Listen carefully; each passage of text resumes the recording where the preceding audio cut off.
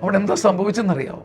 അദ്ദേഹം വന്ന് എൻ്റെ കയ്യിൽ നിന്ന് ഈശോയെ വാങ്ങി എന്നുള്ളതിനേക്കാൾ എൻ്റെ ചങ്കിൽ ഞാൻ വർഷങ്ങൾ സൂക്ഷിച്ചിരുന്ന വെറുപ്പിൻ്റെ അമ്പ് ഒടിഞ്ഞുപോയി, അതിൻ്റെ മുന ഒടിഞ്ഞുപോയി. ഞാൻ വന്ന് വചനം തുറക്കുമ്പം എൻ്റെ ഏറ്റവും പ്രിയപ്പെട്ടവരെ, എന്നെ അന്നും ഇന്നും എന്നും പിടിച്ചു നിർത്തുന്ന ഒരു വചനം കാണുകയാണ്. ക്ഷമാശീലൻ കരുത്തനേക്കാൾ ശക്തനാണ്.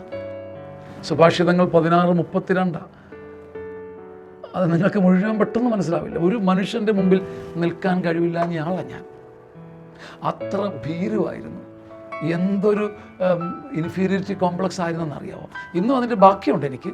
പക്ഷേ ഒരു മനുഷ്യൻ്റെ മുമ്പിൽ നിന്നൊന്നും പറയാൻ പറ്റില്ല, ലളിതമായിട്ട് മിണ്ടാൻ പറ്റില്ല, മനുഷ്യൻ്റെ കണ്ണിലേക്ക് നോക്കാൻ പറ്റില്ല, നിൽക്കുമ്പോൾ മാലില പോലെ വിറയ്ക്കും. പക്ഷേ വർഷങ്ങളെടുത്ത് എൻ്റെ ഹൃദയത്തിൽ ഒരു നോ അമ്പ്, ആരോടും അമ്പെറിയില്ല എന്ന അർത്ഥത്തിൽ ഈ വ്യക്തികളുണ്ടായിരുന്ന പകയുടെ അമ്പിനെ ഞാൻ ഒടിച്ചു കളഞ്ഞപ്പം എനിക്ക് എങ്ങുമില്ലാത്ത കരുത്ത് കിട്ടി. പിന്നീടാണ് ഈ ചെറിയ ശുശ്രൂഷകളാണെങ്കിലും അന്ന് തൊട്ട് 2003-4 ശേഷമാണ് സുവിശേഷം പറയാൻ തുടങ്ങിയത്. ക്ഷമാശീലൻ കരുത്തനേക്കാൾ ശക്തനാണ്. സുഭാഷിതങ്ങൾ 16:32.